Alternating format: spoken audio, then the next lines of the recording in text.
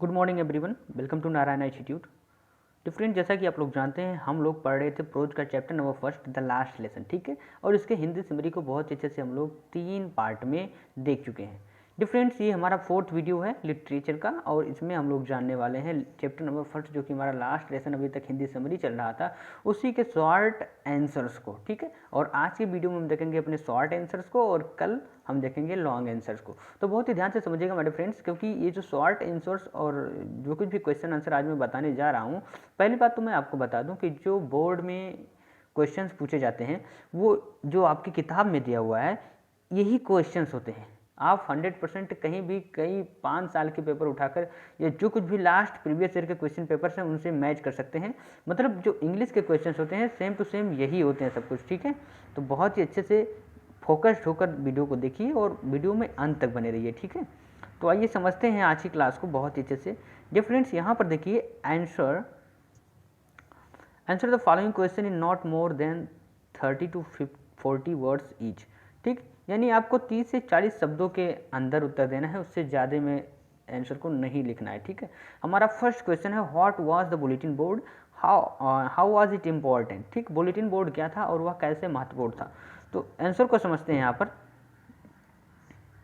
देखते हैं। In those days, the bulletin board was fixed at the main crowded place, was the only medium to convey the message and news to the common mass. यहाँ पर समझते हैं in those days यानी उन दिनों में द बुलेटिन बोर्ड यानी bulletin board was fixed at the main crowded places, यानी अधिक भीड़ वाले स्थानों पर बुलेटिन बोर्ड को लगाया जाता था, ठीक है। And was not only medium, ठीक।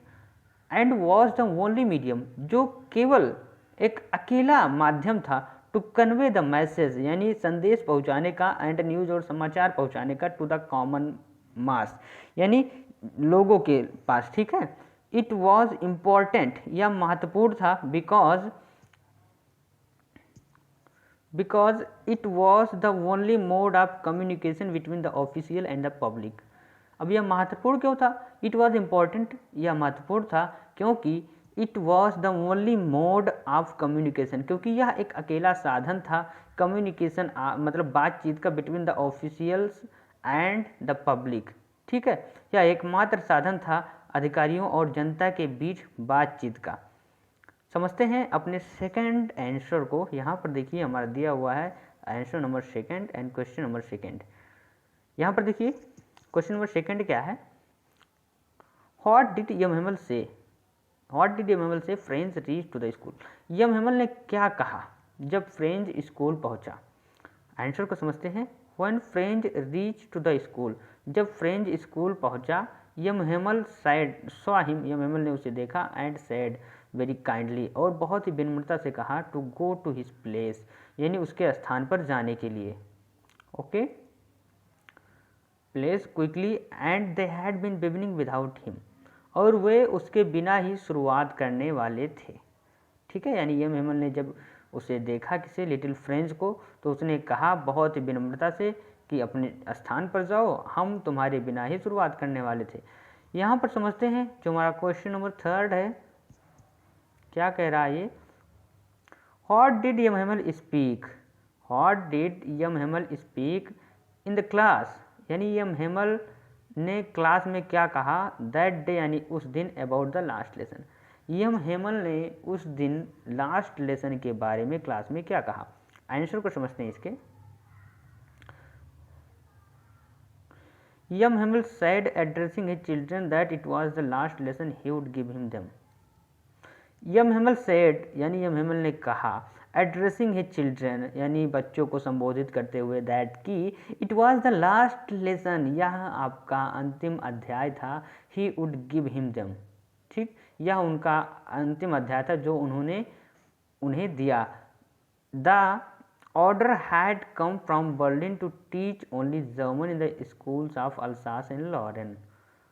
द ऑर्डर, ठीक है, यानी आदेश, हैड कम फ्रॉम बर्लिन यानी बर्लिन से आदेश आ चुका था, टू टीच ओनली जर्मन, केवल जर्मन पढ़ाने के लिए, in the schools of Alsace and Lorraine, school यानी अल्सास और लॉरेन के स्कूलों में केवल जर्मन पढ़ाने के लिए जर्मनी से आदेश यानी बर्लिन से आदेश आ चुका था,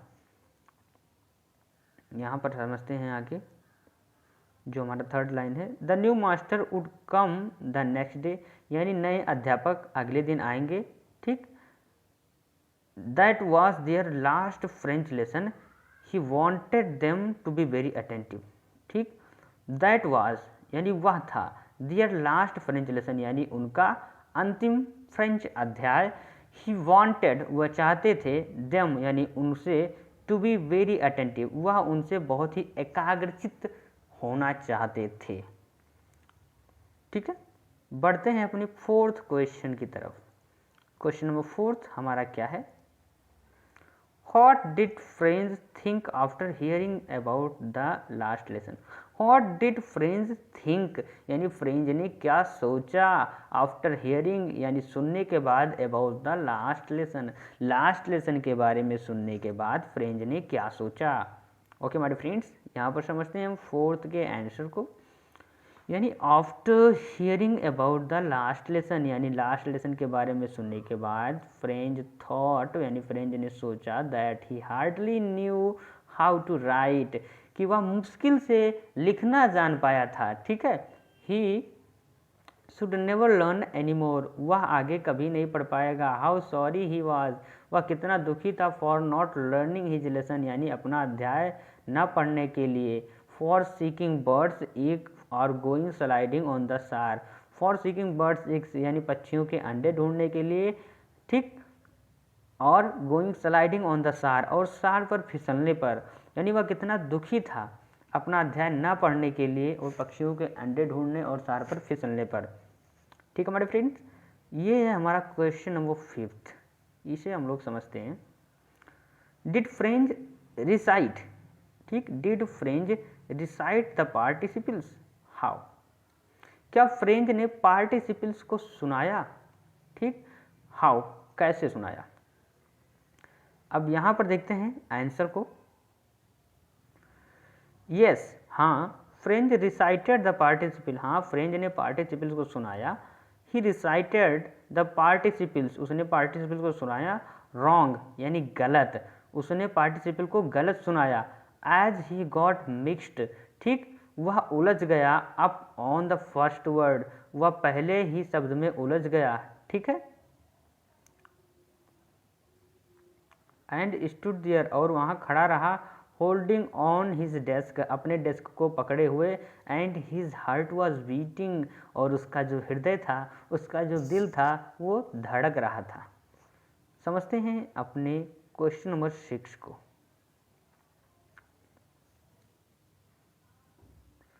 Whom did Yamhamel blame for the ignorance in studies? Why?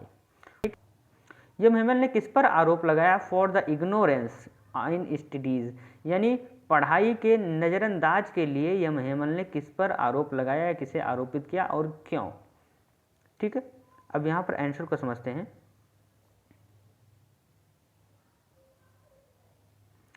Firstly for the ignorance in studies, firstly for the ignorance in studies सर्वप्रथम पढ़ाई में नज़रअंदाज के लिए यमहमेल ब्लेम्ड द स्टूडेंट, यमहमेल ने छात्रों को, ठीक, आरोप लगाया या छात्रों को दोष दिया। बिकॉज क्योंकि दे डिलेड द स्टडीज़ वे देर किया करते थे, पढ़ाई को टाला करते थे, ठीक है। Then he blamed their parent फिर उन्होंने उनके माता पिता को दोषी ठहराया।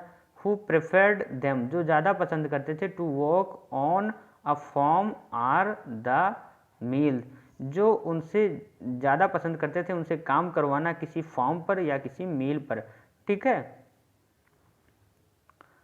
And then he blamed himself उसके बाद में उन्होंने स्वयं को दोषी ठहराया या दोषी कहा, ठीक, फॉर गिविंग देम हॉलीडेज उन्हें छुट्टी देने के लिए। क्वेश्चन नंबर जो हमारा 7 है यहाँ पर समझते हैं। What did M Hamel say about the language and its important. जी फ्रेंड्स यहाँ पर ध्यान दीजिएगा, ये क्वेश्चन आपका 2022 में आया हुआ है। देखिए अब कितना इम्पोर्टेंट है ये क्वेश्चन। तो ये क्वेश्चन यही आते हैं, यहीं से क्वेश्चन पूछे ही जाते हैं, तो आप लोग बहुत ही ध्यान से फोकस्ड होकर पढ़िए। समझते हैं यहाँ पर। और अगर नीचे दिया हुआ है देखिए और लगाकर, यानी दोनों क्वेश्चन का आंसर ही सेम है, ठीक। And what did M Hamel say about the French language, M Hamel ने फ्रेंच लैंग्वेज के बारे में क्या कहा। आंसर को समझते हैं इसके हम। यम हेमल सेड, यानी यम हेमल ने कहा that the French language was the most beautiful language in the world, कि जो फ्रेंच लैंग्वेज है वो सबसे सुंदर भाषा है संसार में, ठीक है। अब यहाँ पर समझते हैं द क्लियरेस्ट, यानी सबसे स्पष्ट, द मोस्ट लॉजिकल, सबसे ज़्यादा तर्कसंगत। ही फर्दर सेड दैट, उन्होंने आगे कहा कि दे मस्ट गार्ड इट, यानी उन्हें सुरक्षित रखना चाहिए, इट यानी भाषा को, अमॉन्ग देम यानी उनके बीच, एंड नेवर फॉरगेट इट, और इसे कभी नहीं भूलना चाहिए। तो डिफरेंस ये था हमारा क्वेश्चन नंबर 7। क्वेश्चन नंबर 8 को देखते हैं। What did French think about the pigeons, why. What did French think, यानी फ्रेंच ने क्या सोचा, अबाउट द पिजन्स यानी कबूतरों के बारे में, एंड व्हाई, और क्यों सोचा। इसके आंसर को हम लोग समझते हैं। देखते हैं answer number 8। French thought about the pigeons that, French ने कबूतरों के बारे में सोचा कि इफ़ दे यानी जर्मन लोग, would make them sing in German, क्या जर्मन लोग, ठीक, कबूतरों को जर्मन में गवा सकेंगे। ही थॉट, उसने सोचा, सो ऐसा। When he heard the pigeons, ठीक, जब उन्होंने पिजोन्स को सुना, coo very low on the roof, उसने ऐसा तब सोचा जब उसने कबूतरों को बहुत ही धीरे धीरे छत पर गुटुरगू करते हुए सुना। अब हम लोग आगे बढ़ते हैं अपने क्वेश्चन नंबर 9 की ओर। क्वेश्चन नंबर 9 है हमारा, ध्यान दीजिएगा यहाँ पर। Question number 9, what did M Hamel observe there at last. What did M Hamel observe, यानी यम हेमल ने क्या गौर किया या क्या ऑब्जर्व किया, देयर यानी वहाँ, एट लास्ट यानी अंत में। आंसर को देखते हैं। एट लास्ट यानी अंत में, M Hamel observed everything in the classroom, M Hamel ने कक्षा की सभी चीज़ों को बहुत ही गौर से देखा, ठीक है, गौर किया। He observed desk and benches, the walnut trees in the garden, the hop vine and the other, उन्होंने गौर किया, ठीक है, किस पर, डेस्क और बेंचों पर, वॉलनट ट्री यानी जो अखरोट का पेड़ था, इन गार्डन यानी बगीचे में, एंड द होप वाइन और होप वाइन का जो पेड़ था, एंड द अदर थिंग्स और अन्य चीज़ों पर, as he wanted to fix those in his mind, ठीक, ऐसा प्रतीत हो रहा था कि जैसे वे इन चीज़ों को अपने दिमाग में फिक्स करना चाहते थे। यहाँ पर समझते हैं हम लोग अपने क्वेश्चन नंबर 10 को, ठीक है। Question number 10, what happened when church clock struck 12, क्या हुआ जब चर्च के घड़ी में 12 बजे, ठीक है। अब इसके आंसर को समझते हैं। देखिए, when the church clock struck 12 then there was the angels and trumpets of the Persian soldiers. When church clock struck 12, जब चर्च क्लॉक में 12 बजे, देन तब देयर वाज द एंजेल्स, ठीक है, यानी एंजिल्स हुई यानी प्रार्थना शुरू हुई, ठीक है, and the trumpets of the Persian soldiers, और पर्शियन सोल्जर्स की तुरहियाँ बजने लगी या बजनी स्टार्ट हो गई, तुरहियाँ बजी। यम हेमल स्टूड अप, ठीक, यम हेमल खड़े हो गए,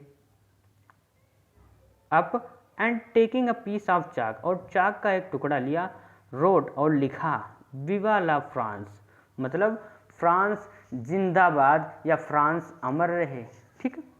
तो यम हेमल ने एक टुकड़ा लिया और लिखा विवा ला फ्रांस यानी फ्रांस जिंदाबाद।